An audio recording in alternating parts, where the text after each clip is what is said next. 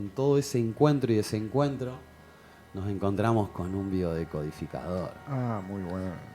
Que bueno, hoy lo trajimos para este martes galáctico. Acá nuestro querido Cristian. ¿Qué tal, Cristian? Buenas, ¿cómo va? Buenos días, buenas tardes, bueno, buen mediodía sería, ¿no? Buen noviembre. Buena existencia. Exacto. Así que, bueno, nos va a estar contando un poco sobre bueno, qué es la biodecodificación, desde dónde abarca. Bueno, acá va a ser una charla, me parece un poco interesante. Y también, bueno, la propuesta que estás abriendo, que ahora que ahí en la Vieja Sabia, estás abriendo para atender. Ajá, sí, justamente ayer confirmamos la fecha, que voy a dar una charla el 19, ahí como un encuentro gratuito para quien quiera acercarse, conocer un poco lo que vamos a estar hablando ahora, pero por ahí un poco más llevado a la práctica también. Dentro de los márgenes de lo posible, porque en realidad la biodecodificación siempre la ejercí, digamos, de a una persona, ¿no? Hubo casos en los que fue diferente y esos casos fueron justamente lo que me llevaron a abrir una propuesta un poco más amplia, ¿no? Porque la biodecodificación se lleva normalmente, o yo siempre lo aprendí de esta manera, uno a uno, ¿no? Como una sesión de psicología, digamos, con ciertas otras aristas. Y bueno, justamente un poco la intención ahora es ampliar también eso, que se puede hacer de una manera un poco más grupal, un poco más compartida. Está tomando una nueva forma, digamos. Sí, estoy intencionando eso. Tomate, paso uno. No, estoy re bien ¿Está así. bien? De hecho, lo saqué yo. Ah, bueno. Gracias. No, yo porque estaba como un elefante columpiado sobre la tela de una araña. Ahí está, ahí encontré otra pose. Bueno, qué interesante. ¿Querés contarle un poco a la gente de qué trata y vamos desglosando y biodecodificando qué es la biodecodificación? Me encanta. Bueno, la palabra en sí indica bastante, ¿no? Biodecodificación vendría a significar decodificación de la vida. Viene de vida, ¿no? Y el objetivo es un poco eso. Son diferentes técnicas, y acá después voy a hacer un pequeño paréntesis, pero son varias técnicas que se incorporan y que se utilizan al mismo tiempo o cada una en su debido momento, depende por ahí lo que yo vaya sintiendo que es lo mejor para determinado caso o cada persona, pero es una conjunción de técnicas. Entonces, y el paréntesis que quería hacer es que muchas veces se asocia la biodecodificación a la medicina germánica, lo cual está muy bien porque es una de las técnicas que se abarcan, pero no es la única y en mi caso no es tampoco ni siquiera la principal, digamos.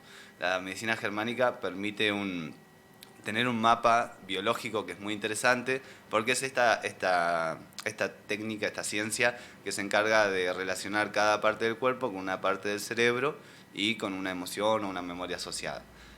Normalmente cuando uno busca biodecodificación de la rodilla en internet, por decirte, lo que te sale... Cáncer. Bueno, sí, además... Sí, todo es cáncer. No, pero además de eso, te sale por lo general la visión de la medicina germánica acerca de eso, no de la biodecodificación. Y sí de la biodecodificación, porque como digo, es una de las técnicas que se utilizan, pero no es lo único. Entonces, desde medicina germánica vos tenés una visión del simbolismo y el significado de cada parte del cuerpo, y eso en biodecodificación es súper útil, pero se utilizan también otras técnicas que normalmente por ahí no se tienen tanto en cuenta, como es árbol genealógico, memorias de gestación, proyecto sentido, planos de existencia. Hay varias técnicas que se van utilizando, de las cuales podemos ir hablando si quieren, donde son distintas, como podría ser también la astrología. La astrología es un tipo de biodecodificación, porque lo que estás haciendo es decodificar a través de los códigos de la vida, en este caso de los códigos astrológicos, ciertos patrones que te sirven para identificar cosas propias. Al final siempre es un poco el ver el afuera adentro y el adentro afuera, ¿no? Wow, tal cual, sí. Diferentes lenguajes de autoconocimiento le determina el profe psiconauta a eso, Exacto. entre todas las variables. Y psicología transpersonal ahí también un poco, entonces, por lo que me podés decir. Sí, totalmente. Yo la formación que hice fue en biodecodificación transpersonal, justamente porque utiliza la visión transpersonal de la vida y el enfoque psicológico es por ahí, ¿no? lo cual a mí me resulta súper nutritivo y yo medio que no podría haberlo hecho de otra forma porque es mi forma de ver la vida también, ¿no? Comparto mucho la visión transpersonal, entonces es muy nutritivo para mí el hecho de que desde esta visión no es la mente lo que está dentro de uno, sino que uno está dentro de la mente, ¿no? Entonces, de esta manera se amplía un montón el margen. Si yo puedo, en este caso, que venga alguien y te dé una piña, es decodificable, porque es parte de tu psique, es parte de tu conciencia, es algo que te sucedió a vos, por ende tiene relación con tu interior. En cambio, si yo no tuviera en cuenta esto, eso quedaría como un hecho aislado, por marcar un punto, ¿no? Sí. Y nos perderíamos de una información que está muy interesante, ¿no? O sea que estaría muy asociada a la constelación entonces. Sí, mucho. De O sea, hecho, me vengo sorprendiendo mucho, tengo amigos consteladores acá y me vengo sorprendiendo mucho. De hecho, estuve conviviendo con uno de mis amigos y, y es impresionante en cuántos puntos se tocan, ¿no? Incluso esta serie que está muy de moda de Mi Otra Yo, aborda ciertos puntos que yo, visto desde la biodecodificación, están muy bien abordados, muy, muy bien. tal cual. Sí, la vi y me encanta porque es como que suaviza mucho el dolor, digamos, como que por ahí todo el mundo quiere ir a constelación y no sabe lo fuerte que es todo ese movimiento porque en la serie está como muy suavizado el dolor, como que bueno, el otro día se levantaron y ya pasó todo, ¿viste? Claro. Y no, es un movimiento, bueno, todo lo que incluye un movimiento personal, ¿viste? Hay como un pulir por dentro, una capa de la cebolla o el diamante que se cae el carbono para poder encontrarnos. Totalmente. La presión, ¿no? La presión, la La presión. presión que forma el diamante. Claro.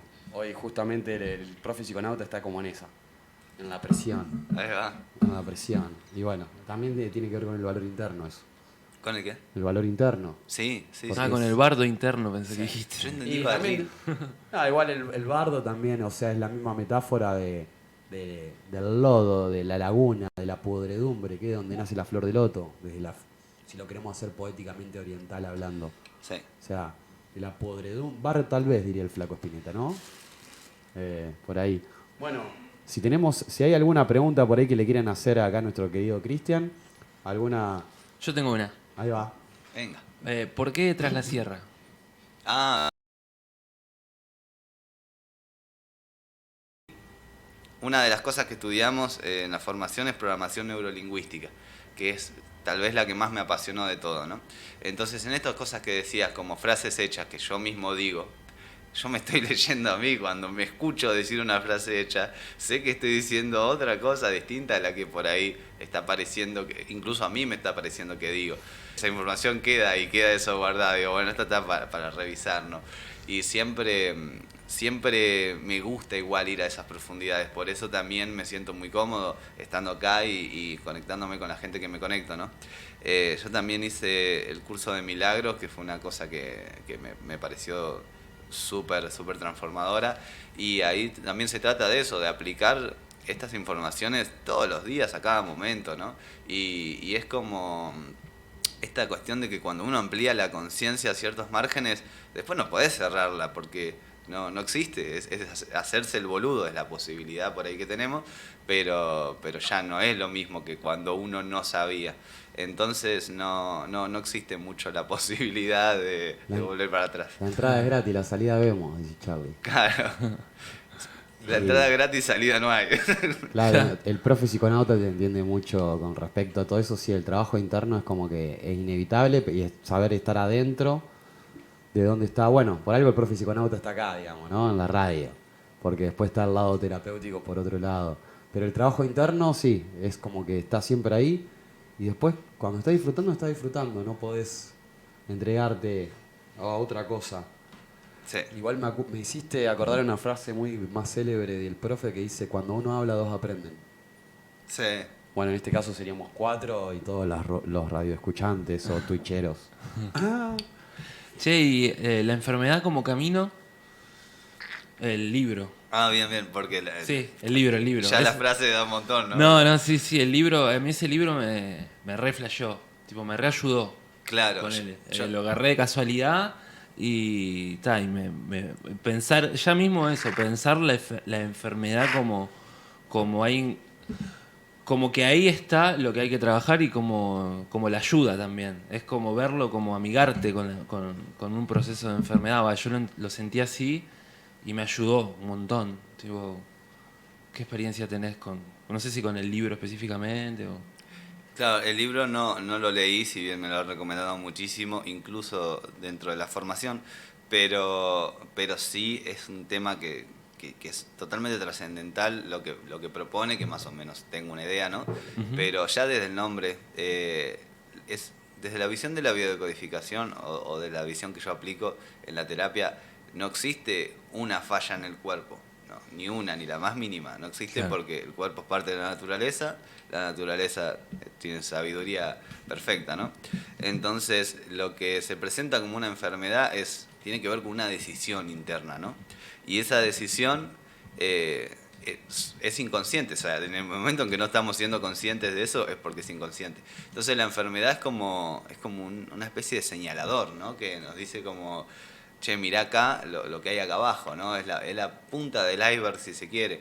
Entonces, gracias a la enfermedad uno puede divisar, y enfermedad como puede ser también golpe, como puede ser también no llegar a ser una enfermedad, como puede ser una marca, un moretón, cualquier cosa, ¿no? Cualquier disonancia, capaz que una molestia interna, una bronca repentina, una alergia, nos están marcando información que está muy buena y muy profunda por lo general, ¿no? Entonces la enfermedad me parece algo hermoso, realmente. Sé que a veces vivirlo puede sentirse de otra manera, ¿no? Pero nos está dando la posibilidad de conocernos en una profundidad mucho mayor. Y creo que el llamado y la decisión interna va hacia ahí. Por eso está la disonancia. Hay una cosa que siempre me llamó la atención de que el chakra garganta lo llaman el chakra puente también, porque es el que conecta el chakra de la mente con el chakra del corazón, ¿no? Y entonces muchas veces tenemos problemas de garganta cuando estamos disonando de que la mente está en una idea y el corazón está en otro, ¿no? Y ahí se forma el choque. Y si bien eso es por ahí puntual de la garganta, pero creo que se extiende a todo, cuando estamos teniendo una idea mental de las cosas, pero estamos sintiendo otra, nuestro espíritu, nuestro deseo va hacia un lugar y nuestra mente no quiere o tiene miedo o lo que sea, eso se va a manifestar físicamente porque esa disonancia ya está existiendo en otro plano, ¿no? En un plano mental, en un plano emocional, y eso va a ir decantando hacia la materia en distintas formas, depende del código que nos va a servir para nosotros verlo. Exacto. ¿Y qué lugar le atribuirías al miedo en todo esto? El maestro máximo. El maestro más grande tal vez de todos. Teniendo en cuenta que el amor es el todo en sí, ¿no? Entonces, yo el miedo lo veo un poco como una ilusión, ¿no? Pero no en el sentido de que no lo podamos percibir o que no exista, sino como que el miedo es como desde mi punto de vista, la aparente ausencia de amor, ¿no? Cuando creo que la ausencia de amor en sí no existe, pero eso te hace creer que sí. De alguna manera te hace sentir solo, o te hace sentir despreciado, o te hace sentir lo que sea, o impotente o incapaz. Y esa posibilidad de sentir eso dentro de un margen donde en realidad pareciese ser que el amor es lo único que existe y que todo eso es imposible, pero el miedo te da la posibilidad de sentir como si eso fuera así. Y gracias a eso se crea todo este universo. Está basado en una polaridad, ¿no? Podemos llamar amor-miedo, yin-yang, luz-oscuridad, pero me parece que es un maestro tremendo. Justamente alquilé acá cerquita y el dueño de la casa hizo una pintura cuando yo voy a la habitación la primera noche a dormir, me encuentro que al lado mío tengo una pintura del ángel caído que hizo él, ¿no? Wow. Y digo, qué impresionante que voy a dormir al lado de la pintura del ángel caído, ¿no? Y me quedé, viste, como mirándolo un rato y pensando esto como bíblicamente se habla de que Dios le da la tarea más complicada y la más pesada a su ángel más luminoso y más rock and roll, ¿no? que es Lucifer. Entonces, esa imagen, el cuadro que es como él cayendo de costado, ¿no? Como bajando a una oscuridad, y digo, wow, ¿hasta qué punto este ser de densidad bajó para generar justamente todo este juego, ¿no? Y al final, ¿qué servicio más grande que es ese? Me quedé pensando en eso. Quiero que después nos comparta una foto o tomar unos mates y verlo, porque. Sí, Wow. sí, totalmente. Y justamente al día siguiente le comparto esto, le digo exactamente lo mismo a un amigo, y le digo, ¿hasta qué punto habrá bajado este ser, no? Y él me responde, y al mismo punto que vos, y que todos. Y quien no conoce el infierno de sus pasiones no puede trascender el cielo, dice Carl Gustav Jung. Exacto. Zarpado. ¿Y ves algunas, digámosle, afecciones, enfermedades, síntomas, como queramos llamarlo, eh, el ranking, digamos? ¿Cuál sería el ranking de lo que vos estás viendo en tu percepción de quienes te rodean habitualmente? No sé. Ranking en cuanto a En ranking en cuanto a decir, bueno, no sé, la mayoría, Síntoma. todo el mundo tiene, no sé, insomnio, o todo el mundo tiene alergia a tal cosa, o ves que la gente está... Claro, ¿cuál es el síntoma Claro, que más común ordinariamente tiene la gente que puedas observar sí. desde la biodecodificación? O el origen del síntoma, si querés verlo desde el lado de más de Claro. abajo, digamos. No sé. Claro. Si es que hay una línea ahí visible. A grandes rasgos es bastante, cambia mucho. En lo que es sesión cambia mucho, depende a mis cambios, porque también cada persona que viene a traerme algo a mí, viene a reflejarme algo, ¿no? Entonces es muy normal que si yo estoy atravesando un proceso, vengan personas que están atravesando un proceso tal vez no similar, pero sí que tienen una raíz en común. Entonces las raíces muchas veces tienen que ver con mis raíces también, ¿no? Más si hablamos de la generalidad, creo que justamente los temas de garganta están siendo muy comunes ya hace bastante tiempo, donde veo como que es muy normal la disonancia esta, por eso también lo traje, esta disonancia que tenemos entre mente y corazón, que es algo que estamos aprendiendo a un poco a equilibrar, ¿no? Y me voy tal vez un poco más lejos, pero en lo que se llamaba Sumeria y en lo que se llamaba Atlántida, donde supuestamente la Atlántida se encargaba más de la parte mental y Sumeria se encargaba más de la parte del corazón, que eso con el paso de los años se ve reflejado en lo que es la cultura, lo que son las culturas americanas y la cultura asiática, como un poco lo que siguen el laburo del corazón, y el occidentalismo lo que siguen el de la mente. Sin a veces tener en cuenta el uno al otro, ¿no? Y cuando se genera este choque que se genera acá en América, en Sudamérica, también más, bueno, en toda América, se ve muy marcado esto, ¿no? Como uno siguiendo una cosa, otro siguiendo a la otra, y no se genera ahí un encuentro, ¿no? Y eso también me parece un símbolo y un reflejo de algo que recién se está empezando a laburar más conscientemente ahora, cuando también las distintas castas, las distintas tribus, las distintas sangres se están empezando a reconciliar y empezando a vivir como una tribu entre todas, ¿no? Y esa tribu se puede lograr gracias a una incorporación que se está haciendo de estas dos cualidades. Para mí la mente es fantástica. Cuando estuve en Amazonas estaba hablando con un chamán y la zona donde él vivía había sido muy, muy, muy castigada cuando llegaron los españoles, a punto de torturas, a punto de cosas horribles que les hicieron. Y él me dice, bueno, pero todo esto nosotros lo teníamos que vivir. No es culpa de, es un karma que nosotros teníamos que pagar, porque nosotros despreciamos la mente.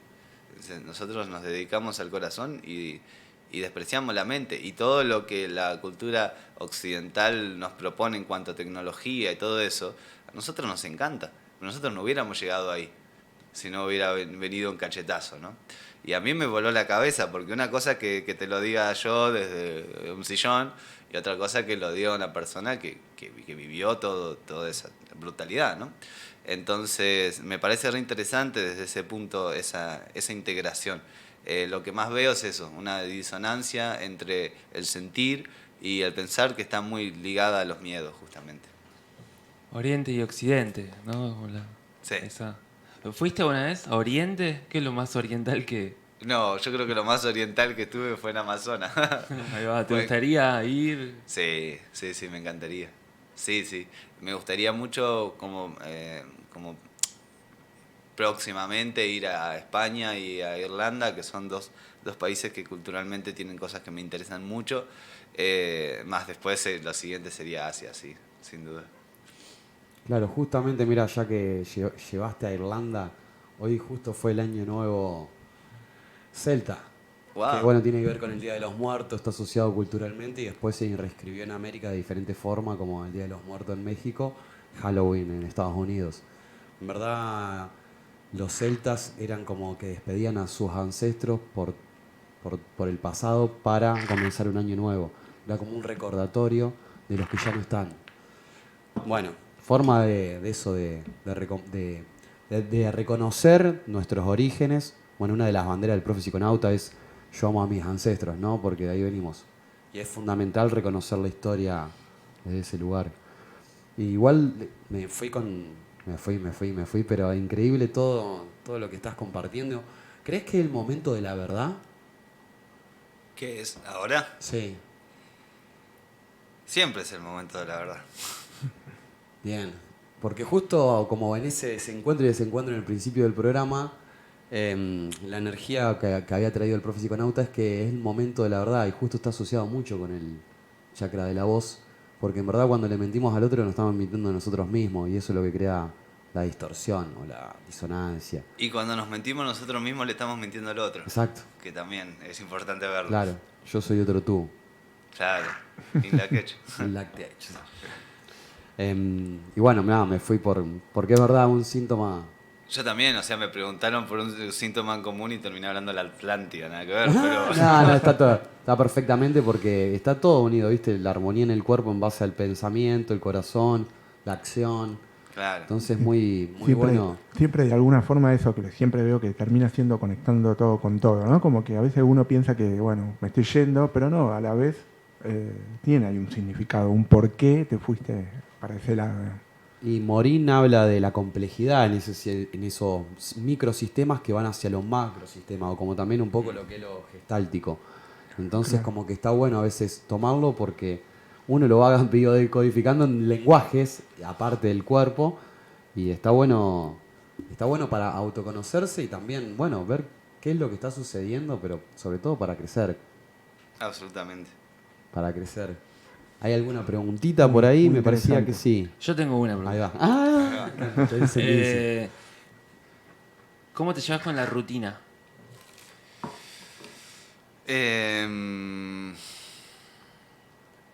No, la verdad que no soy muy rutinero. No, tengo mi rutina tiene que ver con que también es una rutina, pero tiene que ver con romper la rutina, con tratar de hacer cosas distintas todo el tiempo y cada tanto eh, exponerme a ciertas incertidumbres que me parecen absolutamente clave. La incertidumbre en sí me parece clave, como el hecho de adaptarnos a esto, ¿no? Como esta, trascender un poco la ilusión del control, ¿no? De que las cosas están ordenadas y que nosotros las estamos llevando, porque después eso siempre la vida se encarga de rompértelo, ¿no? Entonces siempre es una cachetada, siempre es un... No tenías el control, no tenías el control. Entonces voy un poco más desde mi punto de vista, que es que no tengo el control, ¿no? Entonces voy un poco más hacia esa incertidumbre y a veces me siento cómodo y digo, bueno, exponerme un poco más de incertidumbre entonces, ¿no? De repente hacer un viaje, de repente venir a una radio, hablar, nunca había estado en una radio hablando de biodecodificación, ¿no? Y todas estas pequeñas cosas que yo creo que van generando esto. Es como si ustedes vinieran cada día que vienen a un programa con todo escrito y todo armado y todo... y no digo que está mal, pero no tendría la misma magia, seguramente. Entonces ustedes se están exponiendo a una incertidumbre y están de alguna manera rompiendo lo que podría ser una rutina, ¿no? Entonces me parece que lo importante está ahí, porque yo pasé muchos años viajando. Recorrí todo Sudamérica, no todo, me faltó Chile, recorrí 7 países. Y era como constantemente estar nuevo, todo nuevo, todo nuevo, todo nuevo, porque me iba moviendo. Y de repente cuando volví acá, Argentina no podía sostener el estar quieto. Me era imposible, porque mi rutina era moverme, y ahí me di cuenta que lo que para mí era una vida cero rutinaria se me había vuelto una rutina de cambio, y que de repente el cambio era estar quieto y no podía. Entonces creo que la rutina a veces cala en lugares más profundos de lo que imaginamos. Como esta pregunta que me habías hecho antes del terapeuta. Yo hubo un tiempo en que entré en modo terapeuta todo el tiempo, todo el día era un terapeuta. Cada vez que hablaba con una persona te estaba terapeutizando, y a mí también. Y de repente dije, no, esto es una rutina. Y es un personaje también. ¿Y cómo es una sesión, se llama? Una sesión con vos. Y las sesiones, yo propongo 2 tipos de sesiones, que sería una de 1 hora, un poco más tranqui, y una de 2 horas bien intensa. Siempre la gente elige la de 2 horas bien intensa, cuestión que me sorprende. Y bueno, me gusta hacer un mapa de la medicina germánica, que es lo que les decía al principio. La medicina germánica es descubierta por el Dr. Hammer en Alemania hace muchos años. Y si quieren puedo contar un poco de eso, pero básicamente como relaciona la parte física con el cerebro y con la parte emocional de las enfermedades y los traumas por ahí asociados, ¿no? Entonces, yo sabiendo lo que a vos te molesta, qué sé yo, te duele la oreja, tenés tos y tenés alergia a los micrófonos, entonces, bueno, con esa información yo ya puedo hacer un mapa y además de paso también saber cuál es la intención, ¿no? Porque me ha pasado que ha venido gente que me ha dicho, no, yo no tengo ningún problema, pero sé que seguramente tengo cosas para mejorar. Y digo, bueno, repiola. Pero por lo general uno va con una intención de decir, che, quiero ver esto, ¿no? Y ahí es como con un mapa físico, de saber lo que sucede físicamente en el presente, podemos investigar. Ya tenemos un mapa, ¿no? Ya sabemos por dónde ir, hacia dónde apuntar para llegar a esa raíz. Y después, en base a eso, que para eso es lo que más me gusta de la medicina germánica, después en base a eso la programación neurolingüística es algo que uso todo el tiempo, porque está constantemente dando información en segundo plano, ¿no? Incluso lo que decías, mía también, o sea, yo estoy hablando y me estoy enterando de cosas mías que no conozco. Entonces está bueno poder analizar eso. Y después las líneas de tiempo es algo que suelo usar también bastante en las primeras sesiones, porque permite ver el patrón, ¿no? Las líneas de tiempo lo que te marcan son patrones repetidos en el tiempo. Entonces vos sacas, hay distintos patrones, ¿no? Pero elegís uno y vas volviendo en el tiempo y vas viendo la repetición del mismo suceso en diferentes escenarios a lo largo de tu vida. Y lo que nos permite eso es darnos cuenta que en realidad, por lo general, todo viene de un trauma inicial, que a veces es una reverenda huevada, pero que caló muy profundo esa huevada. La huella neurolingüística sería.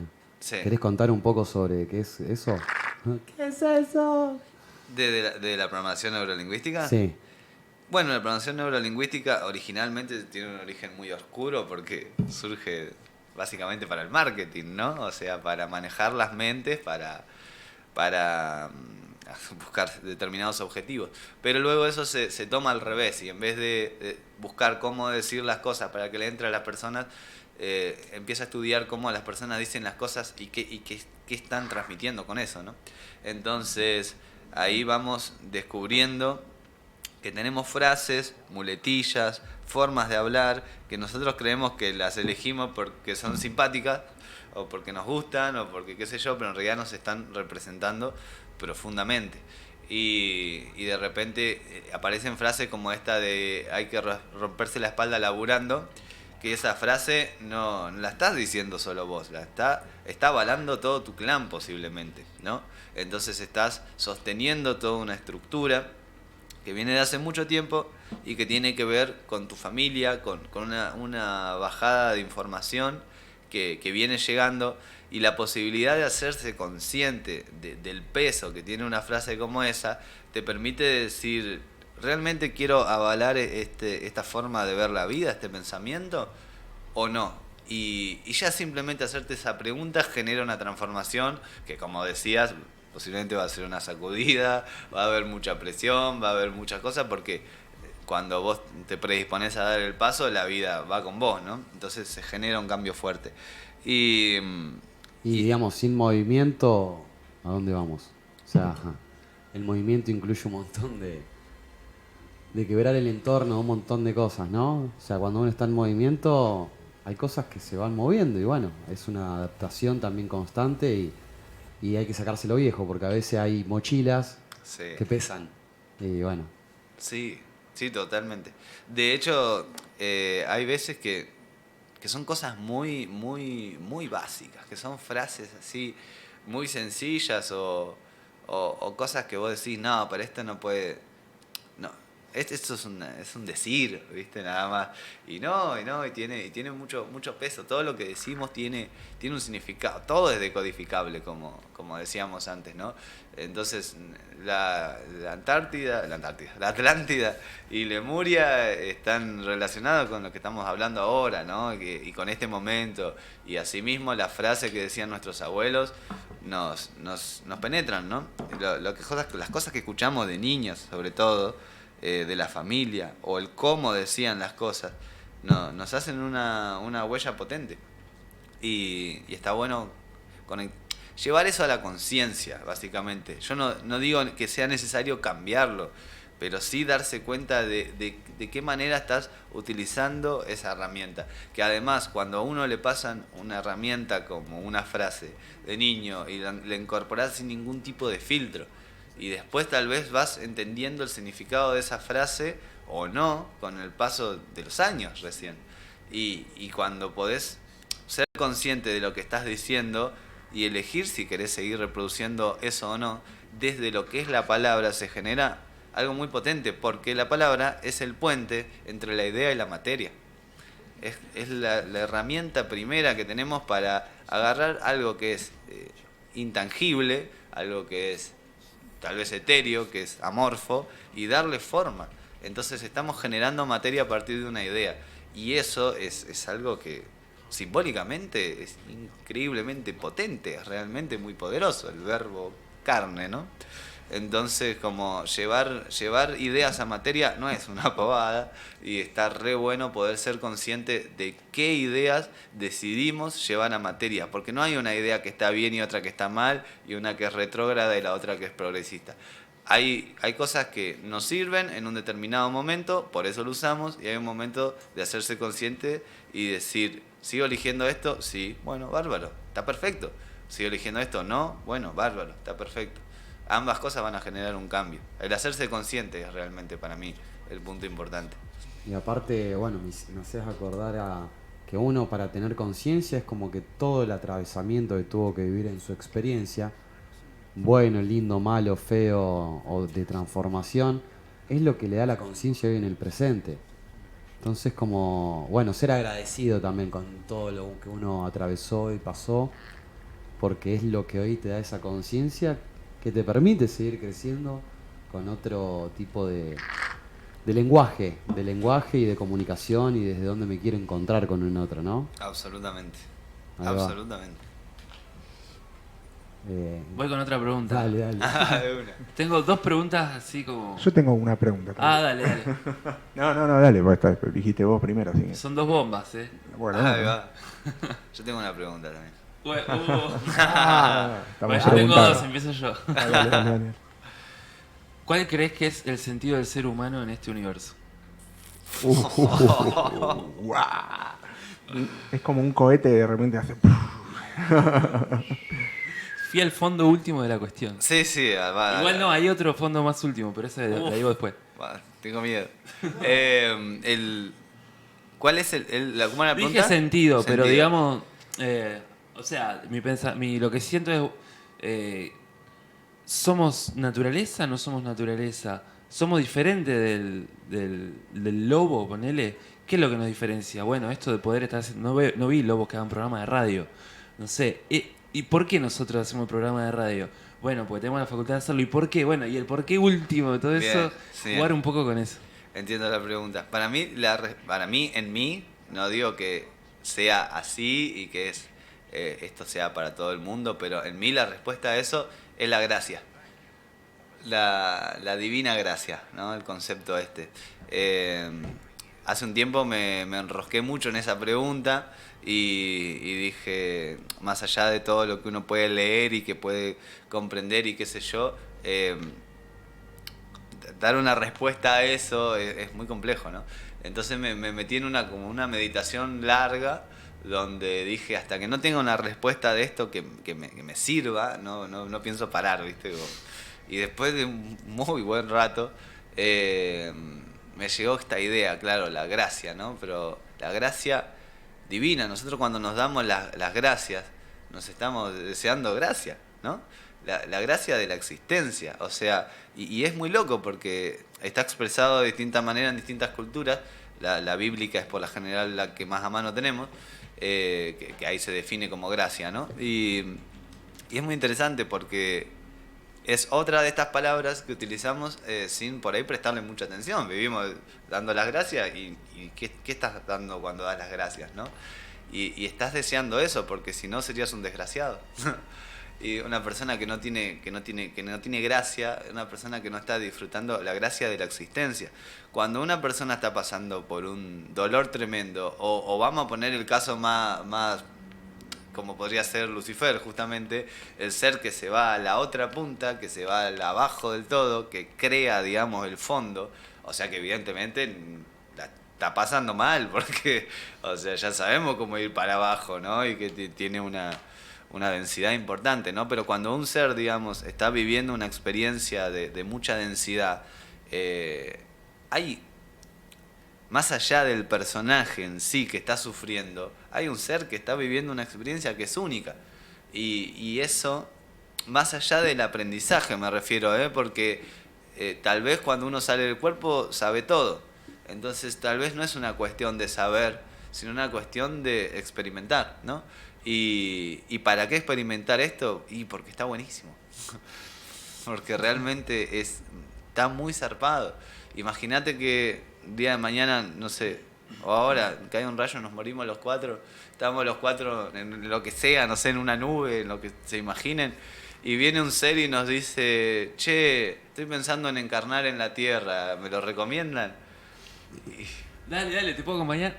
Sí, vamos de nuevo, claro. Pero, a ver, tomar un mate, ver un atardecer, llorar,